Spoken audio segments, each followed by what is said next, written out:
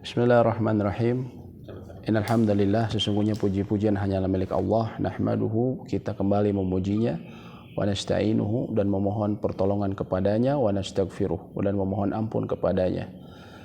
Wa na'udzu billahi min syururi anfusina, dan kita memohon perlindungan kepada Allah dari keburukan jiwa-jiwa kita, wa min sayyiati a'malina, dan juga dari keburukan amal yang kita lakukan. May yahdihillahu fala mudhillalah, barang siapa yang telah Allah beri petunjuk maka tidak ada yang bisa menyesatkannya.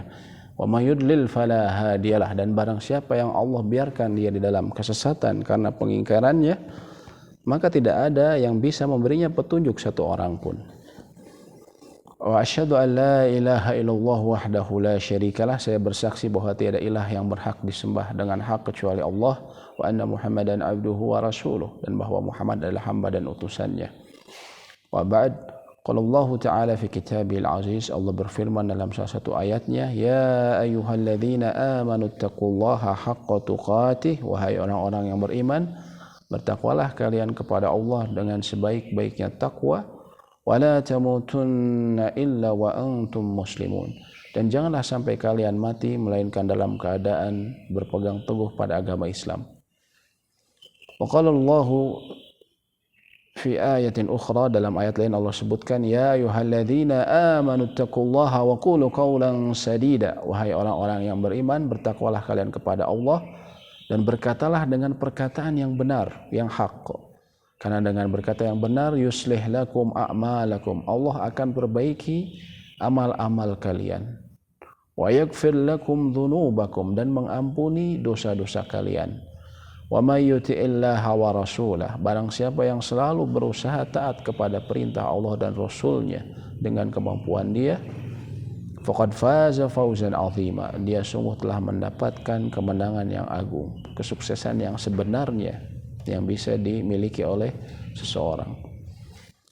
Amma ba'd, qala Nabi sallallahu alaihi wasallam, Nabi SAW bersabda, fa innal asdiqal hadithi kitabullah, sesungguhnya sebaik-baiknya perkataan adalah kitabullah, wa khairul hadi hadi Muhammadin sallallahu alaihi wasallam, dan sebaik-baiknya petunjuk adalah petunjuk Nabi kita Nabi Muhammad SAW.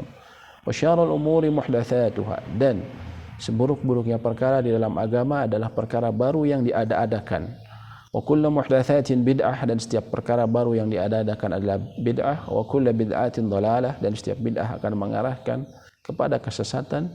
Wa kullu dhalalatin finnar, dan setiap kesesatan akan mengantarkan seseorang kepada api neraka. Na'udzubillahi min dzalik. Amma ba'd, falhamdulillahirabbil alamin. Pada pagi ini kita kembali bisa berkumpul dalam majelis ilmu yang kita harapkan dan kita niatkan kembali, dengan ilmu ini kita bisa menghilangkan kebodohan dalam beribadah kepada Allah, dalam melaksanakan hak-hak Allah Subhanahu wa ta'ala terhadap hambanya. Yang juga kita niatkan bahwa agar Allah memberikan kita ilmu yang bermanfaat, yang kita bisa mengamalkannya dan juga bisa mengajarkannya kembali.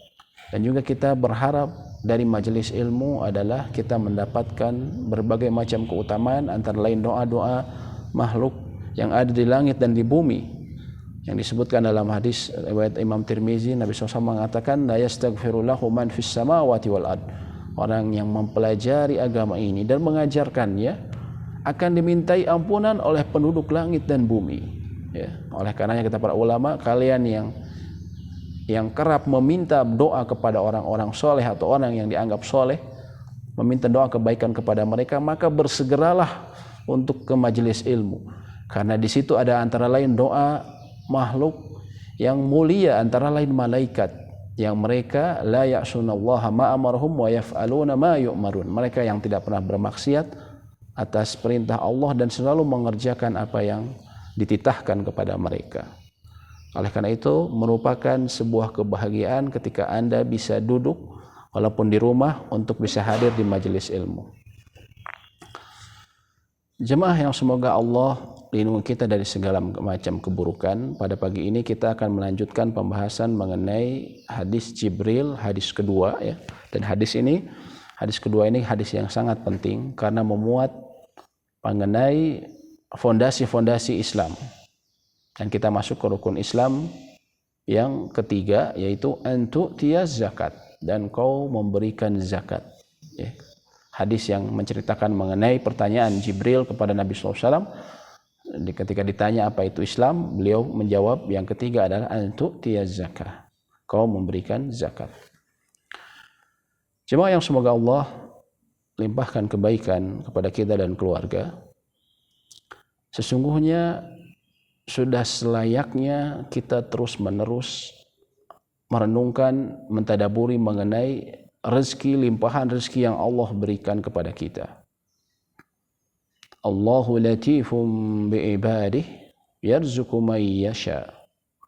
Allah itu maha lembut terhadap hamba-hambanya, dan dia memberikan rezeki bagi hambanya. Wa huwal qawiyul aziz, dan dia maha kuat dan maha perkasa.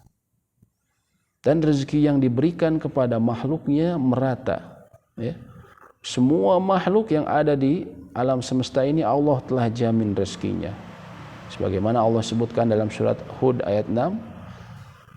Wa ma min dabbatin fil ardi illa 'ala Allahi rizquha. Ya. Dan tidaklah ada makhluk melata atau makhluk bernyawa di atas muka bumi ini illa 'ala Allahi rizquha, kecuali Allah telah jamin rezekinya. Wa ya'lamu mustaqarraha wa mustaudaha, dan Allah mengetahui tempat tinggal dia di dunia dan kelak di akhirat, wa mustaudaha, dan tempat dia akan mati nanti. Kullun fi kitabim mubin. Kullum fi kitabim mubin, semuanya tertulis dalam Lauh Mahfuz. Jadi Allah lah yang menjamin rezeki setiap makhluk yang ada di alam semesta ini. Ya. Dan Allah juga sebutkan wa ka'ayyin min dabbatin la tahmilu rizqaha Allahu yarzuqaha wa iyyakum. Dan berapa banyak makhluk bergerak yang bernyawa yang tidak dapat mengurus rizkinya sendiri. Akan tetapi Allahu yarzuquha, Allah lah yang memberikan dia rezeki, wa iyyakum, dan juga kalian. Ada makhluk-makhluk yang tidak mampu untuk mencari rezeki sendiri, tapi Allah atur sedemikian rupa sehingga rezeki itu sampai kepadanya. Contohnya apa yang paling mudah? Ya, bagi seorang ibu tentunya mengetahui bagaimana janin yang ada di perutnya. Ya. Seorang anak yang bahkan tidak mengenal dunia ini, tidak bisa berbicara, tidak bisa masih di dalam perut ibunya, tidak mengetahui mengenai cara bekerja, akan tetapi Allah jamin rezekinya melalui saluran yang ke dalam ke dalam perutnya dari ibunya. Ya. Allah jamin dia rezeki. Begitu pula betapa banyak binatang yang mereka tidak mampu untuk mencari sendiri, akan tetapi dengan yang disebut antara lain simbiosis mutualisme, ada binatang lain yang kemudian membantu dia, atau tanaman. Kalau misalnya tanaman, ada tanaman lain yang kemudian menyediakan makanan baginya. Itulah merupakan bagian dari rahmat Allah yang memberikan rezeki kepada kita semua. Dan juga tentunya kepada setiap manusia, betapapun besarnya usaha yang dia lakukan, sesungguhnya rezeki itu semua datang dari Allah Subhanahu wa taala. Ya. Sesungguhnya datang dari Allah Subhanahu wa taala. Tidak seperti pengingkaran orang-orang kafir yang mereka merasa bahwa apa yang kami lakukan ini semua dari usaha kami sendiri. Allah sebutkan dalam surat Saba ayat 35-36. Orang-orang kafir mengatakan qalu nahnu aktsaru amwala wa aulada wa ma nahnu bimu'adzabin. Mereka berkata bahwa kami sesungguhnya lebih banyak hartanya dan lebih banyak keturunannya dibanding orang-orang yang beriman. Wa ma nahnu bimu'adzabin, dan kelak nanti kami di akhirat tidak akan diazab. Kemudian Allah sebutkan kul inna rabbi yabsutur rizqa liman yasha.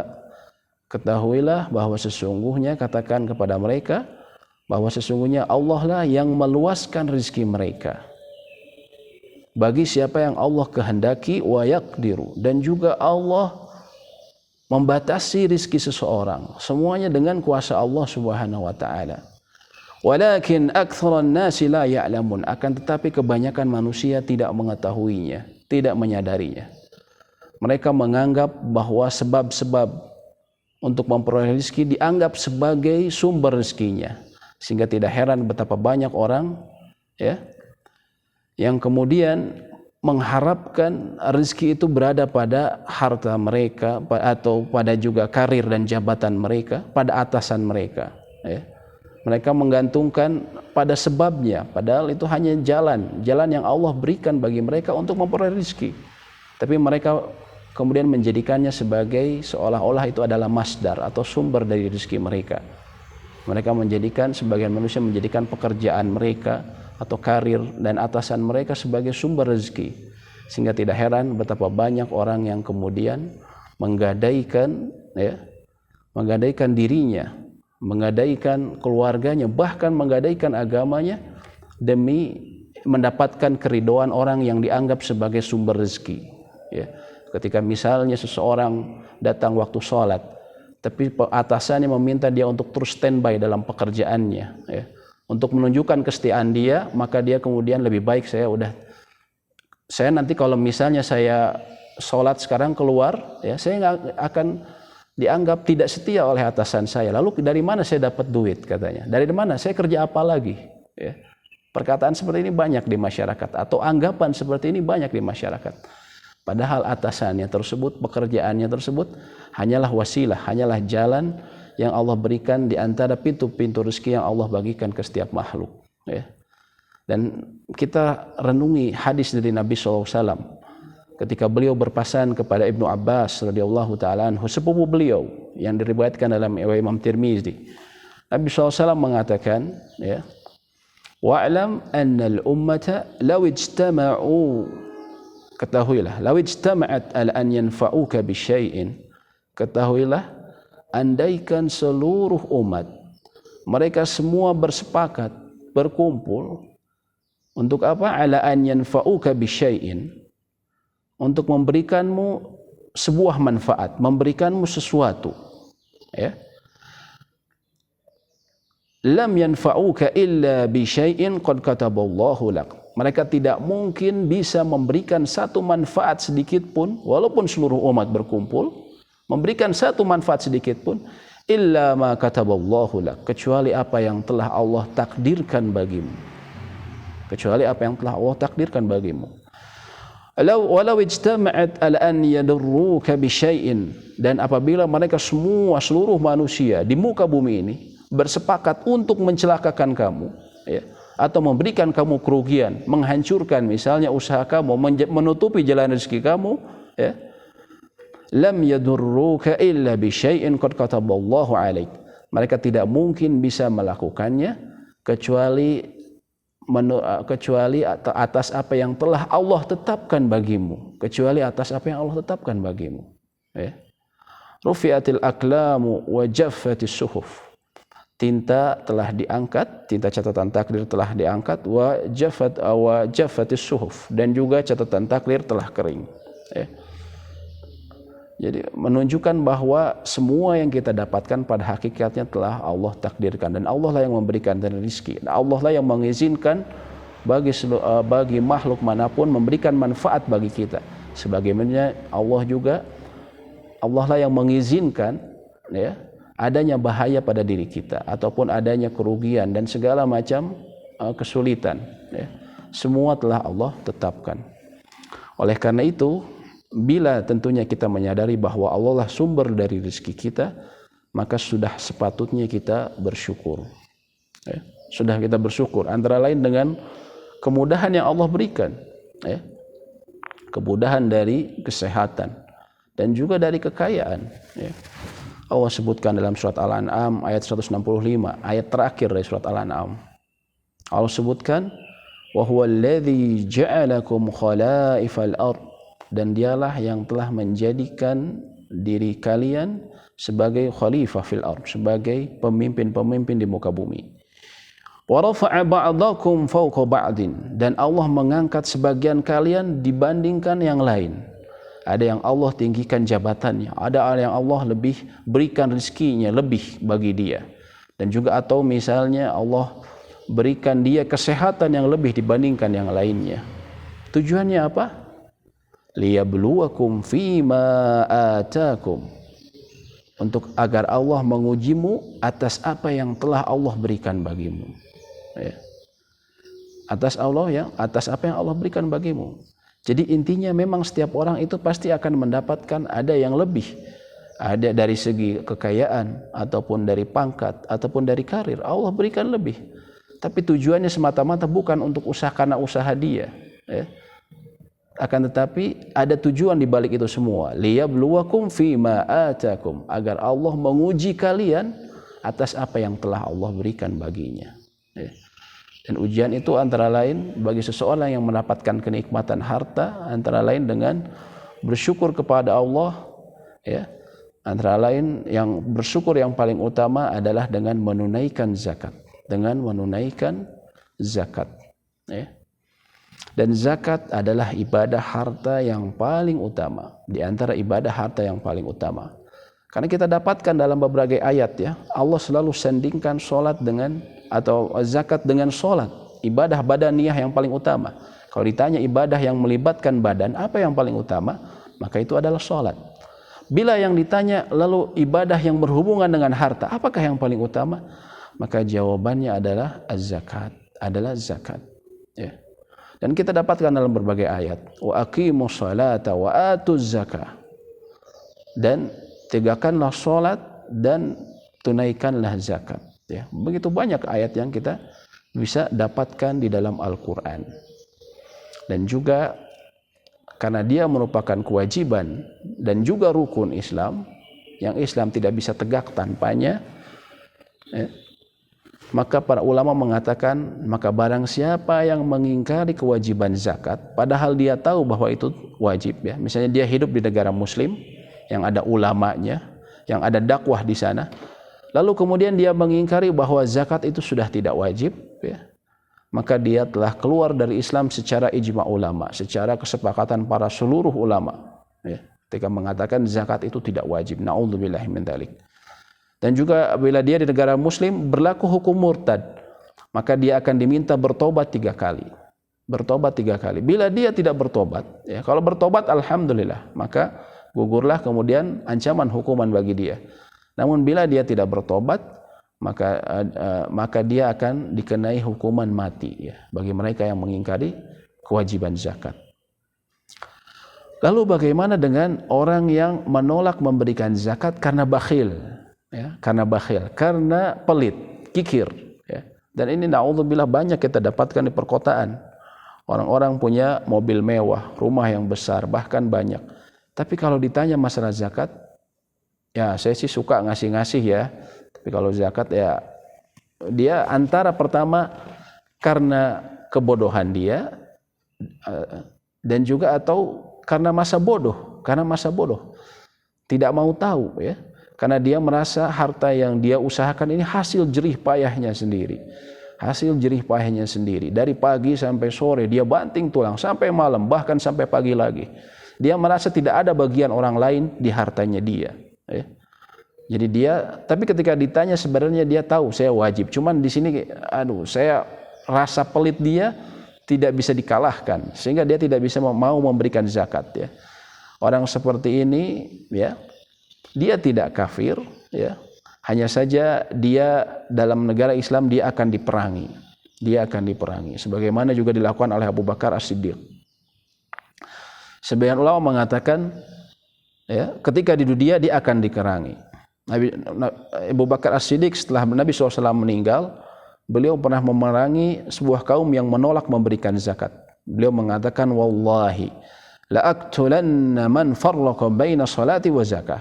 Demi Allah, sungguh aku akan memerangi orang yang memisahkan antara salat dengan zakat. Fa inna zakata haqqul mal. Sesungguhnya zakat itu adalah hak dari harta. Wallahi law mana'uni iqalan kanu yu'addunahu ila Rasulillah laqataltuhu mu'ala man'ih.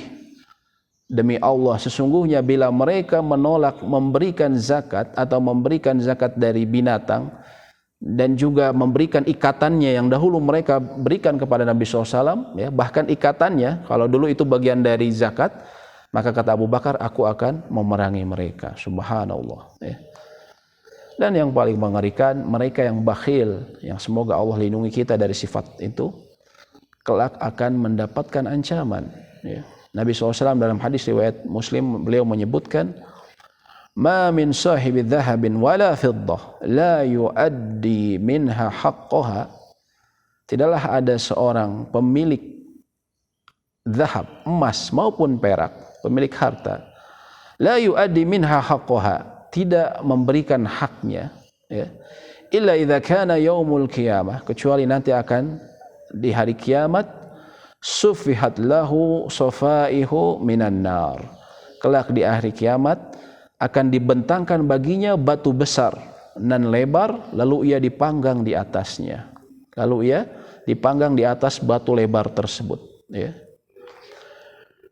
Fa uhmiya 'alaiha min nari jahannam, ya, fayuqwa biha janbuhu wa jabinuhu wa dhahruhu, ya. Kemudian lalu ia dipanggang, selain dipanggang di atas batu besar tadi, ia akan disetrika di bagian samping badannya, lalu di bagian dahi dan punggungnya, di bagian dahi dan punggungnya. Na'udzubillahi min dzalik. Lalu Nabi SAW mengatakan, dan setiap kali batu tersebut dingin, ia akan dipanaskan kembali, dan ia akan dipanaskan kembali. Oh, na'udzubillah. Ya. Fi yaumin kana miqdaruhu 50 alf sanah. Pada saat itu satu hari setara dengan 50.000 tahun. Ia akan disiksa sampai datang masa pengadilan Allah Subhanahu wa taala, dan dia akan mengetahui akhir perjalanannya. Kata Nabi SAW, imma ilal jannah wa imma ilan nar, apakah nanti akan menuju surga, Allah ampuni dengan siksaannya tadi, atau ilan nar, ataupun neraka. Na'udzubillahi min dzalik.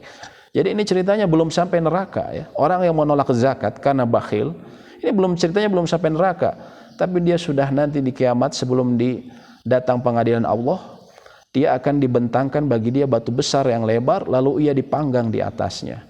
Kemudian dia diistrika di bagian samping, dahi dan punggungnya. Dan setiap kali batu tersebut dingin, maka akan dipanaskan kembali. Padahal hari itu satu hari saja sama dengan 50.000 tahun di dunia. Na'udzubillahi min dzalik. Ini hadisnya sahih, riwayat Imam Muslim, ya. Kitab hadis yang paling diterima setelah Bukhari, ya. Subhanallah. Maka sungguh mengerikan sekali bagi mereka yang melalaikan atau masa bodoh terhadap masalah zakat ini. Punya kekayaan, punya perkebunan, punya peternakan, tapi seolah-olah tidak mau tahu masalah zakat. Cukup saya nyumbang saja deh buat misalnya panti asuhan dan segala macam. Ya, Anda menyumbang itu baik, tapi itu disebutnya sedekah tatawu, sedekah yang sukarela, ya. Akan tetapi yang wajib Anda juga harus Anda dahulukan, karena tidak ada gunanya tatawu, tidak ada gunanya Anda memberikan secara sukarela, tapi yang wajib tidak Anda laksanakan. Sama seperti orang melakukan sholat sholat tahajud semalaman penuh, akan tetapi sholat subuh, sholat zuhur dan asar dia tinggalkan, maka tidak ada gunanya, tidak ada gunanya, karena yang harusnya yang dia tegakkan terdahulu adalah yang wajib bagi dia. Oleh karena itu wajib bagi seseorang ketika telah memiliki harta, Allah berikan kepada dia kelebihan harta dan juga aset-aset, wajib bagi dia mempelajari zakat, wajib bagi dia mempelajari zakat. Lalu para ulama juga menyebutkan mengenai hikmah dan keutamaan diwajibkannya zakat. Hikmah dan keutamaan diwajibkannya zakat. Di antara lain adalah tathhirun nufusi wa tazkiyatuha minal bukhal, ya, wa dhunub wal khataya. Zakat itu, ya, sebagai kata zakat itu dia adalah membersihkan jiwa dan juga mensucikannya. Mensucikan dari apa? Dari bukhal, dari sifat kikir. Wa dhunub wal khataya, dan juga dari dosa-dosa dan kesalahan. Dosa-dosa dan kesalahan, ya. Ini sebagaimana Allah sebutkan dalam surat Taubat ayat 103. Khudh min amwalihim shadaqatan tutahhiruhum wa tuzakkihim biha. Ambillah, ya, dari harta-harta mereka sedekah. Maksudnya adalah sedekah yang wajib, yaitu zakat. Tuzakkihim biha, ya. Tutahhiruhum wa tuzakkihim biha. Yang membersihkan dengan zakat tersebut, membersihkan dan juga mensucikan diri mereka, ya. Dan memberikan memberikan zakat ini, ya, memberikan sedekah itu tudfi'ul khati'ah kama yudfi'ul ma'un nar. dia akan memadamkan kesalahan kita sebagaimana air memadamkan api, ya. Sebagaimana air memadamkan api. Apalagi sedekah yang wajib tentunya akan lebih besar efeknya dalam menghapuskan kesalahan, ya.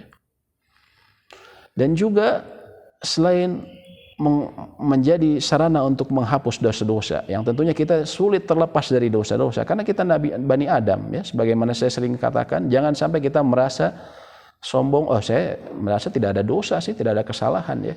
Saya hidup baik-baik saja. Jangan sampai kita merasa sombong seperti itu. Karena Nabi SAW mengatakan kullu bani Adam khata'un. Sesungguhnya setiap anak Nabi Adam itu khata'un, adalah makhluk yang senantiasa melakukan kesalahan. Wa khairul khata'in tawabun, dan sebaik-baiknya orang yang melakukan kesalahan atawabun, orang yang selalu kembali kepada Allah. Selalu bertobat, selalu mencari cara-cara untuk membersihkan kesalahan dan dosa dia. Ya, itulah adalah orang terbaik yang melakukan kesalahan. Dan sedekah, baik itu wajib maupun yang sunnah, maka dia menghapuskan dosa dan kesalahan. Ya. Kemudian juga menghilangkan diri dari sifat bakhil. Ya. Sifat bakhil ini adalah sifat yang sangat tercela, yang kita harusnya berlindung, berusaha berlindung agar tidak terkena penyakit tersebut, penyakit hati tersebut. Ya. Allah sebutkan dalam surat Ali Imran ayat 180. وَلَا يَحْسَبَنَّ الَّذِينَ يَبْخَلُونَ بِمَا آتَاهُمُ اللَّهُ مِنْ فَضْلِهِ هُوَ خَيْرٌ لَهُمْ. Maka janganlah sekali-sekali, ya, orang yang bakhil, pelit untuk memberikan harta, bima atahumullahu, yang pada hakikatnya Allah lah yang memberikan harta bagi dia, keleluasaan bagi dia, ya. Wa khairan lahum, itu adalah baik bagi dia, ya. Jadi jangan sampai seseorang yang memiliki harta yang sebenarnya pada hakikatnya Allah yang memberikan bagi dia, dia merasa dengan dia menahan harta itu adalah baik bagi dia. Oh, ini harus hemat, supaya hemat pangkal kaya, ya. Maka saya harus simpan-simpan, ini baik-baik. Akan tetapi Allah sebutkan bal huwa syarrul lahum. Akan tetapi justru sebaliknya, pada hakikatnya harta itu kelak akan berbahaya bagi dia. Akan berbahaya bagi dia. Sayutawwaquna ma bakhilu bihi yaumal qiyamah. Kelak akan kami, ya, kalungkan harta mereka itu di leher mereka pada hari kiamat, ya. Walillahi mirathus samawati wal ard wallahu bima ta'maluna khabir. Dan Allah lah yang mewariskan apa yang ada di langit dan di bumi, dan Allah Maha teliti apa yang kamu kerjakan. Jadi pada hakikatnya, ya, orang yang bakhil itu pada hakikatnya dia merugikan diri sendiri. Merugikan diri sendiri karena dia kehilangan kesempatan untuk beramal di dunia, kesempatan untuk mendapatkan balasan dari Allah dari harta yang dia infakkan, ya. Juga dia yang na'udzubillah, dia kelak akan, yang paling mengerikan di akhirat, dia akan dikalungkan harta tersebut di leher dia. Di leher dia pada hari kiamat, ya. Na'udzubillah. Dan juga tadi disebutkan juga dia dipanggang nanti, ya. Na'udzubillahi min dzalik. Kemudian juga, ya, hikmah dan fadilah, keutamaan dari zakat, ya, adalah tadhiru mal wa tanmiyatuhu wa ihlalul barakah fihi. Adalah selain tadi membersihkan harta, juga dia menumbuhkan. Dia menumbuhkan, karena zakat sendiri secara makna, secara bahasa artinya annama, ya, wa ziyadah. Dia adalah pertumbuhan dan pertambahan. Jadi pada hakikatnya zakat ini secara maknanya adalah justru untuk menambahkan dan mengembangkan, atau bahasa kita kayak investasi, ya. Pada hakikatnya zakat itu adalah investasi, ya. Dan juga menyebabkan masuknya barokah pada harta kita. Barokah pada harta kita. Apa yang disebut dengan barokah atau berkat, ya? Apa yang disebut dengan barokah dan berkat ini? Para ulama mengatakan, contohnya Ar-Raghib, beliau mengatakan al-barakatu huwa hiya thubutul khair al-ilahi fi syai'.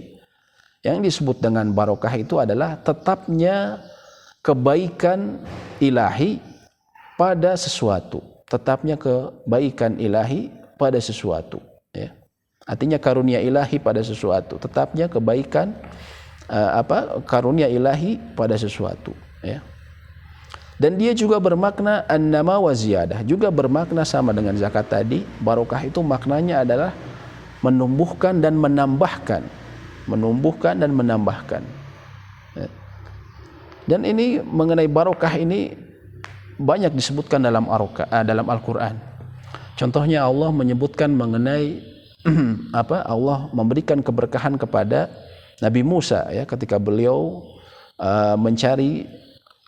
ketika beliau bersama keluarganya ya, keluar dari negeri Madian, kemudian beliau berlindung atau mencari api, disebutkan an burika man finnari wa man haulaha, diberkahilah orang yang ada di sekitar api yang waktu itu mereka tengah berlindung dari kedinginan ya, yaitu kepada Nabi Musa dan keluarganya.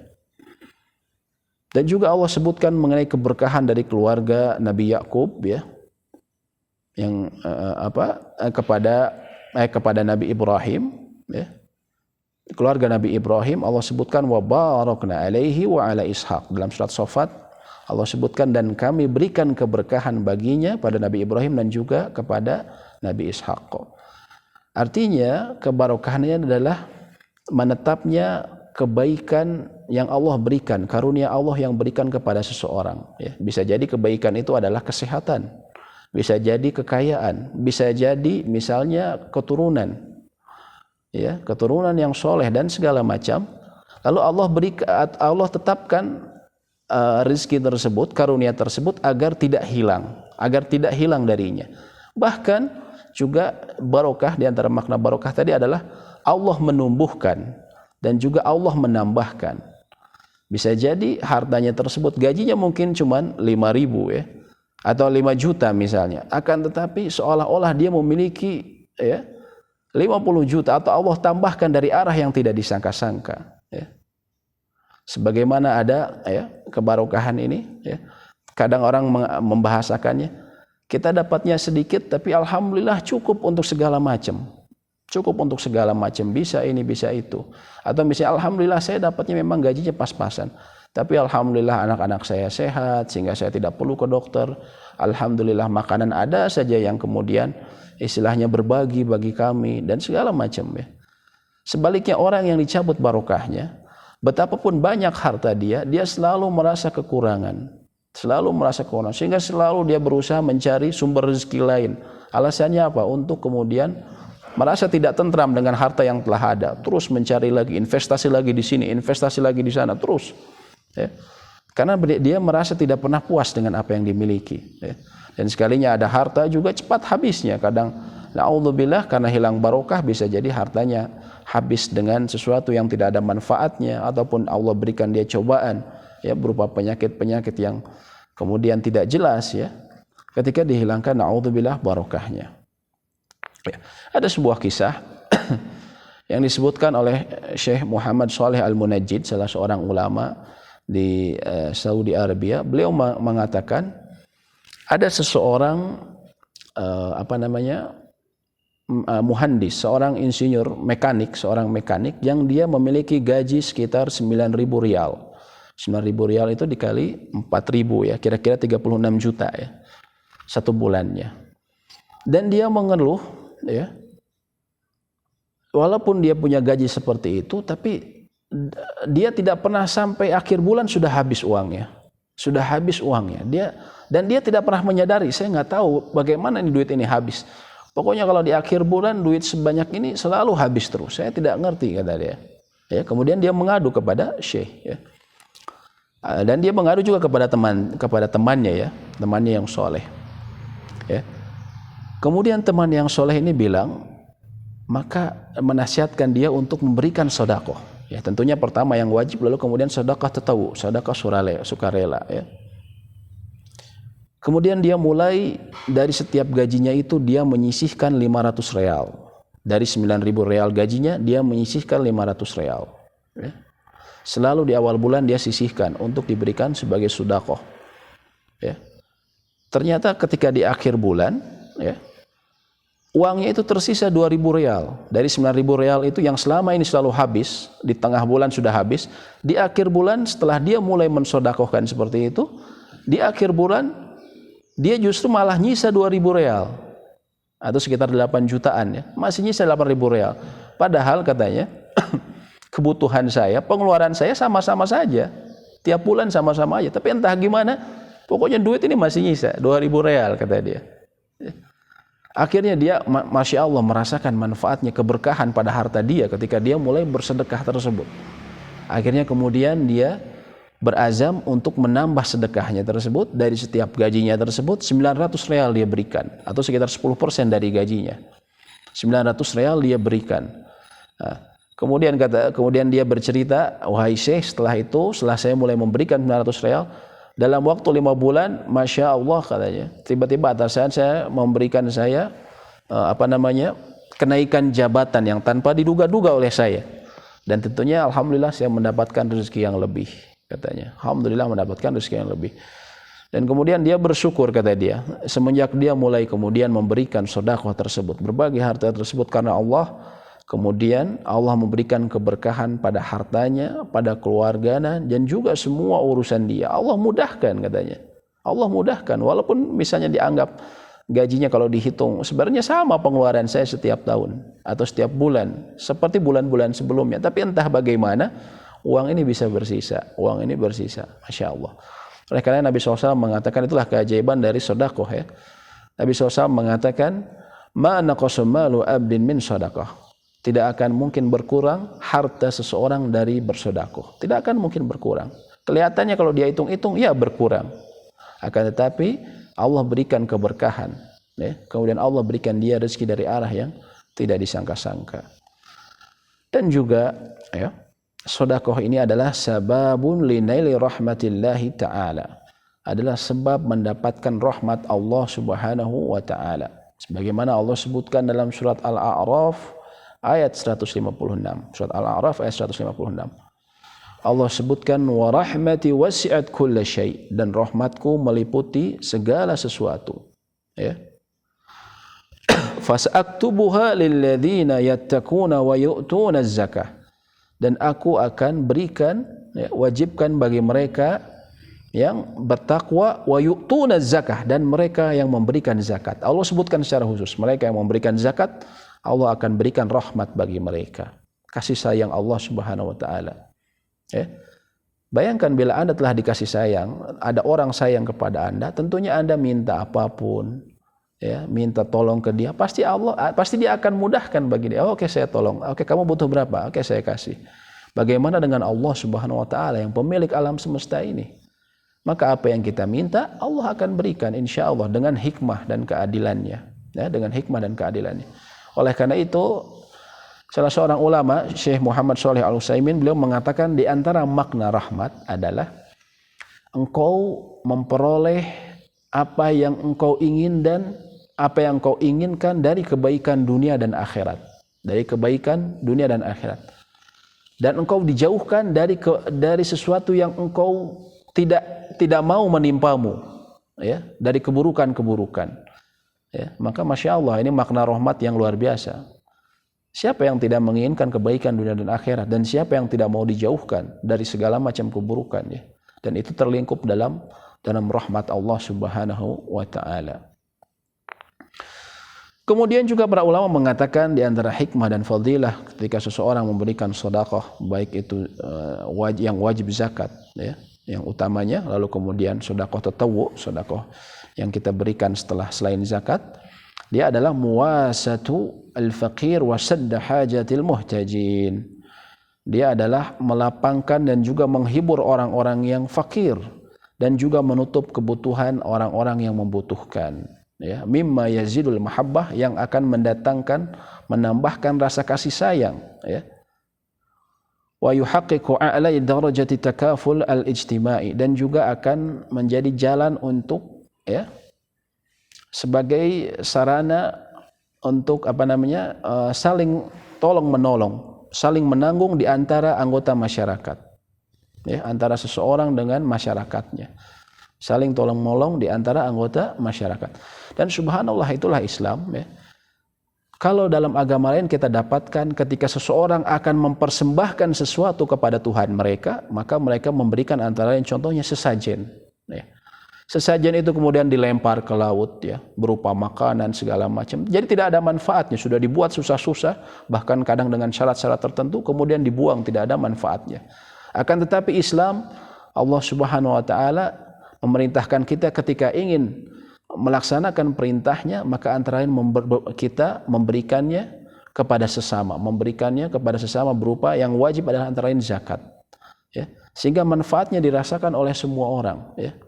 Bahkan kalau kita perhatikan syariat Islam ya, sampai masalah kafarat ya, contohnya orang yang berjima di siang hari bulan Ramadan, suami istri ya, di siang hari bulan Ramadan ya, tanpa uzur, misalnya dia bukan karena lupa ya, tentunya orang tidak akan lupa dalam masalah itu, di siang bulan Ramadan, maka antara lain ada kafaratnya, antara lain membebaskan budak, memberi makan, atau misalnya bila dia tidak mampu maka dia memberi makan 60 orang miskin, atau kemudian dia berpuasa ya. Betapa agungnya kebaikan Islam sehingga ketika orang yang melakukan kesalahan, orang lain ada yang dibebaskan, asalnya dia budak dibebaskan, ataupun ada orang yang tidak dapat makan, ada 60 orang miskin bisa dapat makan, gara-gara apa? Gara-gara ada orang yang melakukan kesalahan dalam Islam. Subhanallah. Ini betapa syariat Islam ini sangat memperhatikan hubungan dengan sesama ya, berbagi kepada sama ya. Dan itu juga ya mengenai bahwa zakat itu bisa menguatkan hubungan kasih sayang antara sesama anggota masyarakat, dan juga ya kita bisa menghibur orang-orang miskin, dan juga kita akan mendapatkan cinta mereka ya, cinta dan doa mereka. Ketahuilah hal tersebut adalah sesuatu yang sangat penting. Kita terkadang tidak memperhatikan ya. Ada orang-orang lemah di sekitar kita ya. Kadang kita menganggap bahwa mereka itu bahkan menganggap aib ya. Kalau misalnya di satu RT kayaknya ada keluarga yang rumahnya jelek, berantakan, orangnya kayaknya kurang, aduh kayaknya malu-maluin RT kita nih ya. Padahal bisa jadi kita ditolong oleh mereka. Ini yang perlu kita perhatikan. Bisa jadi kita ditolong oleh mereka. Kenapa? Nabi SAW pernah menyebutkan dalam sebuah hadis sahih, antara lain diriwayatkan oleh Imam Bukhari, suatu saat ya, salah seorang sahabat mengatakan atau berucap kepada beliau bahwa seolah-olah beliau memiliki keutamaan ya, karena beliau yang sering memberi kepada masyarakat di sekelilingnya ya, yang kemudian mengurus urusan mereka ya, sehingga beliau merasa memiliki keutamaan sahabat ini. Efeknya antara lain ketika pembagian ghanimah, pembagian harta rampasan perang, dia berharap bisa mendapatkan harapan lebih. Ketika dia menyebutkan seperti itu, Nabi SAW kemudian mengatakan kepada dia, celaka dirimu ya. Beliau mengatakan, halatun suruna bidu'afaikum aw bisigarikum. Tidaklah kau mengetahui bahwasanya kalian itu ditolong oleh orang-orang lemah di antara kalian. Kalian itu pada hakikatnya ditolong oleh orang-orang lemah di antara kalian. Kata Nabi SAW. Maksudnya apa? Maksudnya kata para ulama, sesungguhnya kita ini ditolong oleh orang-orang lemah di sekitar kita apa? Dengan doa-doa mereka. Dengan doa-doa mereka yang ikhlas. Karena seringkali orang-orang yang lemah tersebut, ya, mereka tidak memiliki harta ataupun benda yang kemudian sebagai wujud balasan dari, misalnya kita memberikan sesuatu kepada mereka, mereka tidak bisa membalasnya karena mereka pas-pasan ya. Misalnya kalau kita ke teman kita atau sahabat kita biasanya memberi makanan atau apa, lalu kemudian biasanya saling berbalas. Tapi kalau orang-orang miskin mungkin dia tidak bisa membalas, saya nggak punya uang untuk membalas, ataupun saya nggak punya benda untuk kemudian saya juga berikan kepada dia. Tapi yang mereka gunakan apa? Ya, ketika mereka merasa Masya Allah manfaatnya banyak sekali Bapak itu memberikan saya sedekahnya seperti ini, atau zakatnya kepada saya, Masya Allah saya akhirnya bisa makan selama berapa hari ini belum makan. Lalu kemudian apa? Dia mengangkat tangan dan dia berdoa. Dan doa orang-orang seperti ini kata para ulama adalah doa di antara doa-doa orang-orang yang ikhlas. Maka karena doa-doa yang ikhlas itu ya bisa jadi dia kemudian dia berdoa, ya Allah berikanlah berkah kepada keluarga tersebut, kepada orang tersebut yang telah memberikan saya, berikanlah dia kesehatan, kemudahan dalam urusannya, Allah kabulkan. Bisa jadi Allah kabulkan karena keikhlasannya. Maka subhanallah, innama tunsuruna bidu'afaikum. Kata Nabi SAW tadi, sesungguhnya kalian itu ditolong oleh orang-orang lemah di antara kalian. Maka jangan sampai kita meremehkan orang-orang lemah di antara kita. Karena bisa jadi kita ditolong selama ini, kita bisa alhamdulillah, bisa sehat, usaha kita lancar karena doa-doa mereka. Karena doa-doa mereka, bukan semata-mata karena kepintaran kita dalam memanage usaha kita. Ya. Dan ini Masya Allah ya, mungkin Bapak Ibu pernah mendengar sedikit saya kisah mengenai Salah Atiyah. Salah Atiyah ini salah seorang pengusaha di Mesir ya. Pengusaha di Mesir yang awalnya dia adalah seorang yang miskin. Dia bersama 8 temannya itu setelah lulus, dia alhamdulillah dapat kesempatan kuliah dari Fakultas Pertanian di Mesir. Kemudian dia mau buat usaha ya di kampungnya. Tapi karena mereka nggak punya modal, akhirnya mereka berkumpul, ada 9 orang untuk kemudian supaya bisa buat usaha. Usahanya justru peternakan ayam. Tapi mereka berharap kita harus butuh 1 orang lagi nih biar memperkuat modal kita. Setelah dicari-cari nggak dapat. Akhirnya Salah Atiyah ini mengatakan, saya sudah menemukan ya. Mungkin pernah dengar kisah ini ya, dan ini kisah nyata. Kemudian mengatakan, saya telah menemukan yang menanggung orang 10 yang akan membantu kita. Siapakah? Atau yang 10 yang membantu kita? Yaitu siapa? Allah Subhanahu wa taala. Allah lah yang akan bagian dari perusahaan kita. Ya. Akhirnya mereka sepakat ya. Efeknya apa? Maksudnya apa? Artinya nanti ketika usaha ini berjalan, masing-masing kan dapat sahamnya. Nah, 1/10 tersebut akan diberikan kepada di jalan Allah, maksudnya seperti itu. Akhirnya memang mereka seperti itu. Ketika usahanya berjalan, mereka kemudian 1/10 dari keuntungan perusahaan tersebut, sahamnya diberikan di jalan Allah Subhanahu wa taala. Mereka memulai dengan mendirikan semacam pesantren ya, di Mesir sana. Kemudian mendirikan klinik. Ya. Ternyata usaha mereka terus berkembang, menjadi diberikan kebarokahan, sehingga sampai kemudian mereka buat jamiah, universitas. Yang lucunya belum pernah ada universitas di kampung di Mesir sana. Universitas selalu di kota-kota. Ketika mereka kemudian jadi pengusaha sukses, mereka kemudian membuat universitas ya, bisa baca juga keterangannya di mengenai universitas di Mesir ini memang seperti itu. Faktanya mereka lah yang pertama kali membuat universitas di cabang dari Universitas Al-Azhar di kampung mereka ya. Kemudian sampai mereka membuat rel kereta api ke sana ya. Kemudian mereka berpikir ya, setelah usahanya semakin berkembang, kayaknya kita harus beri bagian yang lebih besar bagi jalan Allah. Akhirnya mereka bersepakat setiap keuntungan perusahaan mereka 50% untuk digunakan di jalan Allah. Maka subhanallah mereka bangun rumah sakit, mereka bangun universitas lain ya, atau pesantren-pesantren yang begitu banyak ya, dan membuat orang-orang kemudian semakin mendapatkan manfaat dari mereka dan mencintai mereka. Sampai kemudian Salah Atiyah ini meninggal tahun 2016 lalu.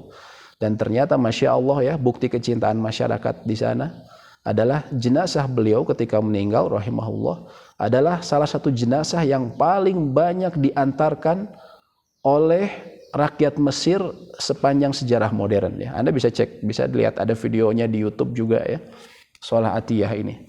Ya, nganterinnya banyak sekali, lebih daripada diantarnya meninggalnya presiden dan segala macam. Yang nganternya banyak, memenuhi jalanan, mengantarkan ketika dia meninggal 2016. Kenapa? Karena orang-orang merasakan cinta kepada dia. Dia telah memberikan begitu banyak manfaat bagi masyarakat sekelilingnya ya. Subhanallah, Salah Al-Atiyah ya.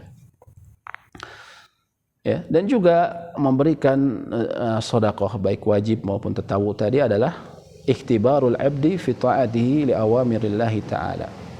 Yaitu sebenarnya pada hakikatnya adalah ujian. Ujian dari Allah Subhanahu wa taala, apakah benar bila dia mengaku cinta kepada Allah, mengaku bahwa dia taat kepada Allah sebagai seorang mukmin, maka buktikan. Makanya sedekah itu artinya sedekah ya.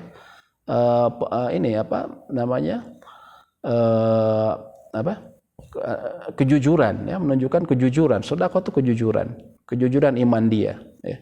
Karena sudah merupakan fitrah manusia, mereka sangat mencintai harta ya. Nah, itu diantara hikmah dan keutamaan diperintahkannya diperintahkannya sedekah baik wajib maupun tatawwu ya. Nah, sedikit sebelum saya tutup sedikit mengenai harta-harta yang wajib dizakati ya. Jangan sampai kemudian kita tidak tahu ya harta-harta apa saja yang dizakati ya. Tentunya ada 5 ya. Selain pertama memang zakat ini ada zakat badan dan juga zakat harta ya. Zakat badan itu yaitu zakat fitrah. Zakat fitrah yang kita keluarkan setiap di akhir bulan Ramadan ya. Adapun zakat harta ya yang orang-orang banyak yang kemudian tidak paham secara baik, antara lain ada 5 jenis harta. Yang pertama adalah hewan ternak ya. Hewan ternak yaitu unta, sapi dan kambing ya. Jadi seseorang punya peternakan maka wajib dizakati bila telah memenuhi syaratnya ya. Kemudian juga yang kedua adalah yaitu emas dan perak ya. Dan juga dikiaskan termasuk uang kertas karena dahulu emas dan perak ini digunakan sebagai alat tukar dinar wa dirham ya. Begitu juga uang kertas ya kalau sekarang tabungan kita misalnya.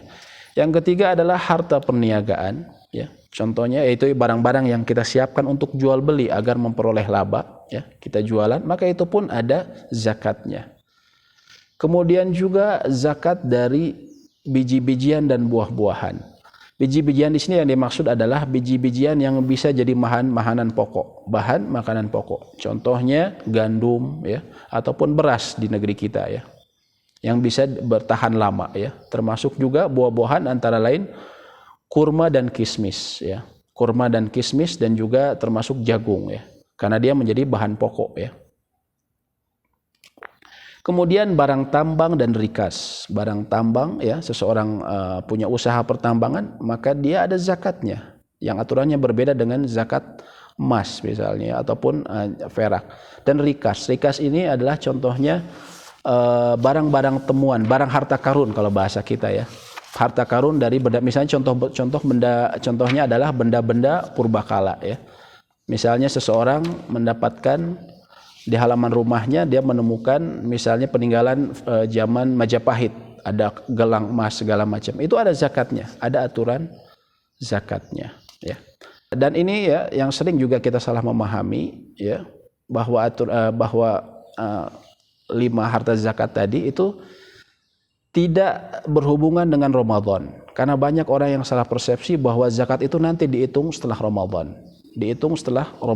Tidak seperti itu ya. Pada 3 bagian zakat, contohnya zakat emas dan perak ya. Kemudian zakat zakat perdagangan ya, dan juga zakat pada ternak itu harus sampai 1 tahun ya. Jadi kita mulai usaha kita misalnya pada bulan Muharram, maka dihitung pada bulan Muharram tahun depan, dikeluarkan pada bulan Muharram tahun depan, bukan kemudian pada bulan Ramadan ya, atau menunggu Ramadan. Justru berdosa seseorang ketika seharusnya sudah keluar pada bulan Muharram tapi dia tunggu sampai Ramadan baru memberikan zakat. Ini kesalahan yang banyak terjadi di masyarakat ya. Contohnya zakat mal ya, orang banyak mempunyai ya harta dia telah cukup, telah sampai nisab ya, sekitar 85 gram dari emas ya. Nah, itu dihitung dengan emas murni ya, 85 gram emas murni. Apabila hartanya telah melebihi dari nisab tersebut dan telah sampai 1 tahun, maka wajib bagi dia kemudian mengeluarkan. Misalnya setelah dihitung, saya dapat ini pertama kali biasanya bulan Safar, maka dihitung sampai bulan Safar tahun depannya. Apabila masih di atas nisab, maka wajib bagi dia memberikan zakat. Jangan kemudian ditunda sampai Ramadan ya. Ditunda sampai Ramadan dengan alasan kan ada keutamaan. Betul ada keutamaan, tapi ketika Anda telah sampai nisab dan telah sampai 1 haul 1 tahun, maka wajib bagi Anda untuk memberikan di saat itu ya. Dan ini berbeda dengan contohnya zakat hasil bumi ya. Contohnya zakat hasil bumi ini ya, misalnya kita punya sawah ya, beras. Maka itu diberikan setelah mulai beras ini mengeras ya. Mengeras dan kulitnya telah terkelupas, artinya siap kemudian dijual, maka dihitung dari situ zakatnya. itu kira-kira apabila telah mencapai 612 kg ya, kalau dikonversikan 5 wasak atau sekitar 612 kg, maka pada saat itu kita wajib memberikan zakatnya dengan berbagai aturan yang ada di dalamnya ya. Begitu pula dengan zakat zakat pertambangan. Seseorang memiliki pertambangan, maka itu tidak menunggu 1 tahun, tapi begitu dia mendapatkan, misalnya dia dari tambang yang mendapatkan emas, maka seketika dia harus memberikan sebanyak 20%. Sama dengan rikas. Rikas juga, misalnya Anda menemukan benda purbakala milik misalnya kerajaan Sriwijaya misalnya, ternyata terbuat dari emas ya. Kemudian Anda jual, Anda maka wajib memberikan zakatnya sebanyak 20% ya. Gitu.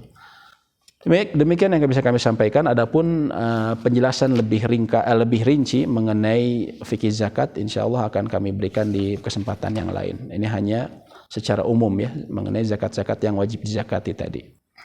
Demikian yang bisa kami sampaikan. Semoga memberikan manfaat.